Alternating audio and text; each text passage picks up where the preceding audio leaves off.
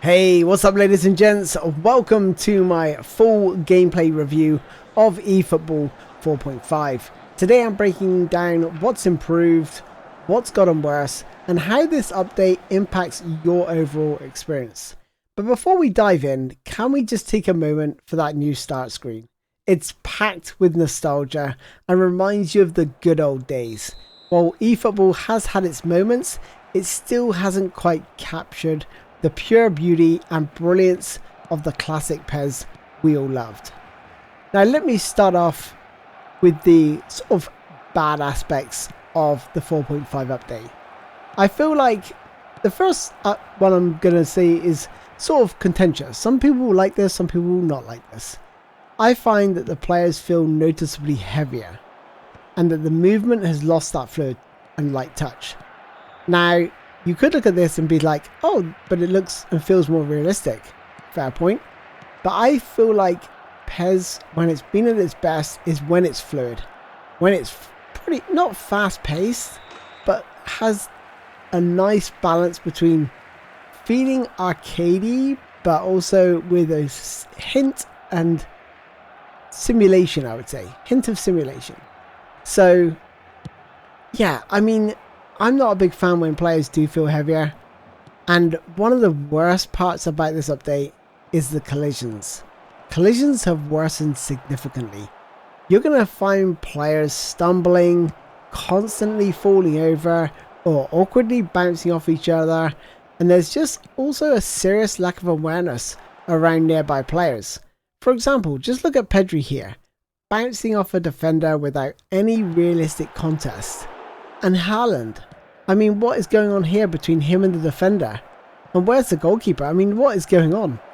You know, it's just these awkward moments, and they happen so frequently. When you notice it, you cannot, not notice it. I find that through passes are getting blocked more often due to the increased interception radius. And this causes the ball to ricochet unpredictably around the pitch, making possession a little bit more tricky. Now, the last update, I actually complained to say that the through balls were overpowered because they reduced the interceptions. And now you can intercept the ball, but you will find it sort of bounces off your player and can literally go anywhere, which is fair enough. But for me, I'm like on the fence. At first, I was like, I do not like the fact that through balls are going through far too easily. But now I'm like, actually, I think they needed to find a tighter balance. Because at the minute, what you're going to find is players are just going to go down the channels. And I'm going to talk about that in a bit. Pass speeds have definitely dropped, leading to more turnovers and disrupted gameplay flow. And that lends to players using through balls far more often because they're just more accurate and they're probably more effective. And they seem to confuse the defenders. And through balls down the channels have definitely been the way to go. And that's what I'm noticing a lot of players do. Using the channels, getting their strikers, cutting back inside, recycling the play, or going on the outside and crossing the ball in. So what you're going to find is, I find this gameplay update, especially online, offering a much more vertical style of play.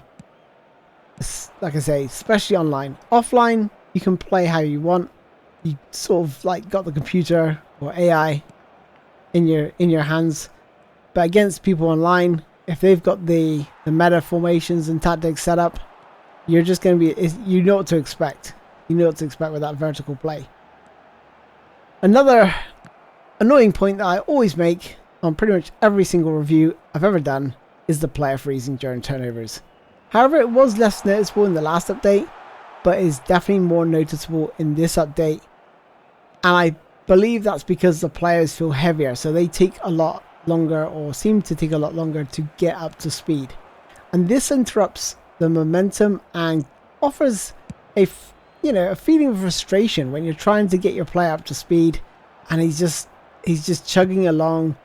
And when he does lose the ball, you've got to wait a second or half a second for him to move again, except for those players with the paid stars. You know, if you've got Maldini in your defense, you don't need to worry about this. But if you're like me and you've got a free-to-play squad, you've got to wait that half a second, and that half a second can feel like 3 seconds. Another thing is the dribbling speed has been slowed down, meaning defenders catch up easier and can snatch the ball from even high stat players who are normally would sprint away. I've definitely found my Mbappe getting caught quite quickly by, not exactly the fastest defenders.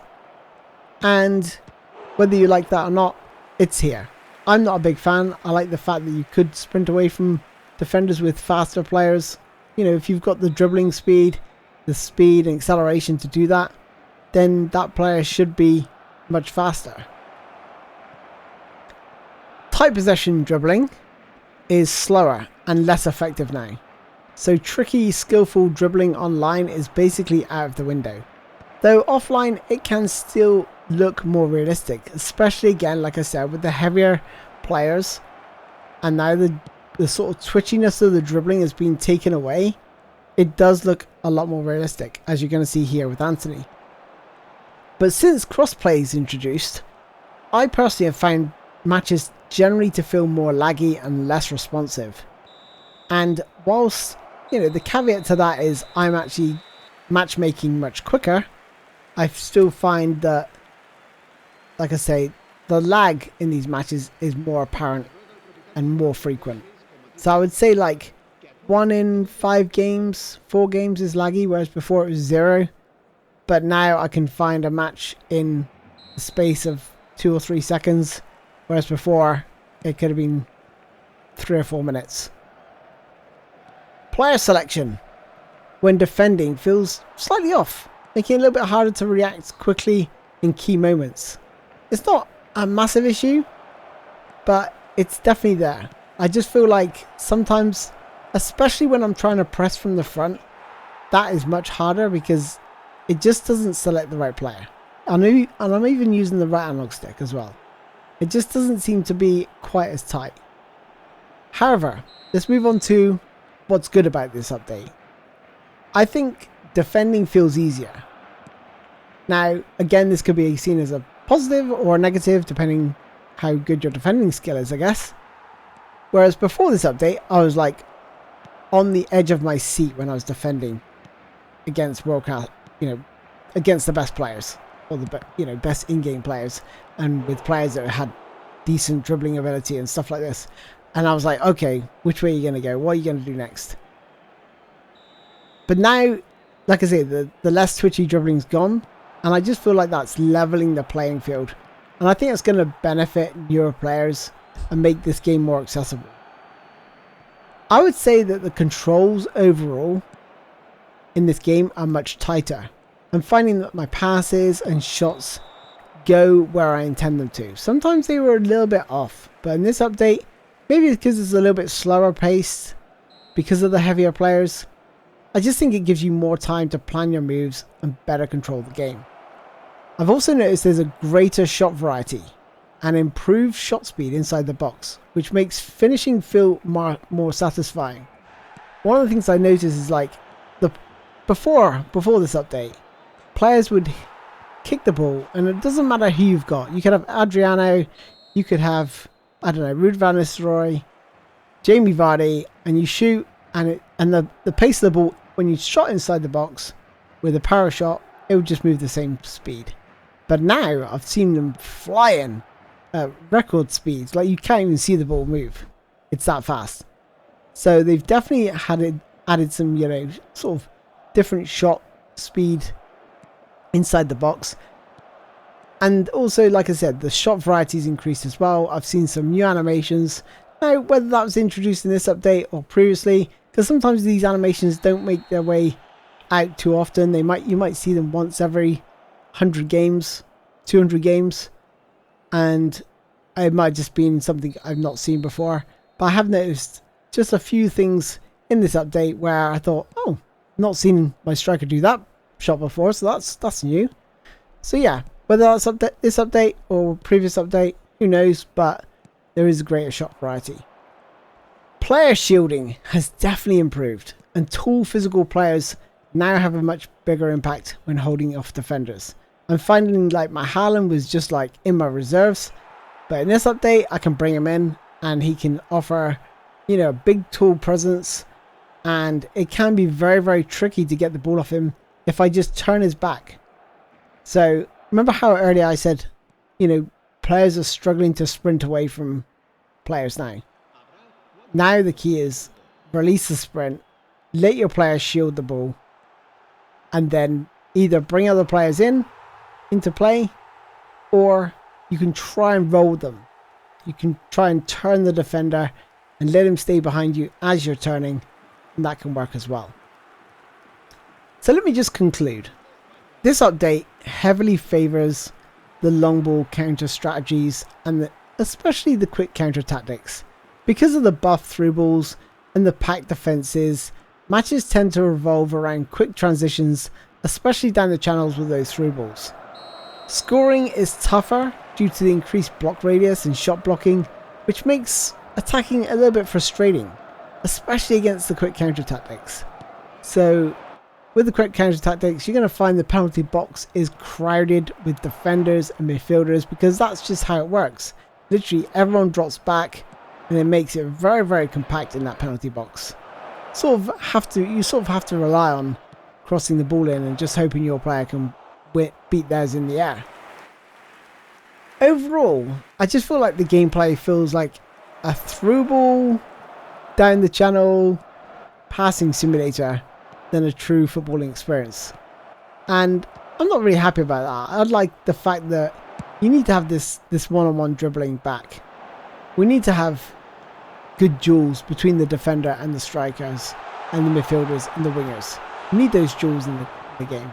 But at the minute I just feel like I'm pass, goal. You know? Or pass, cross, goal. It just feels like it just doesn't feel like you've got... There's options to score. There's different options to score. But what I'm saying is, if you want to have a higher chance of scoring, you know what you need to do. You know exactly what you need to do. I just feel like there just needs to be more variety in this game.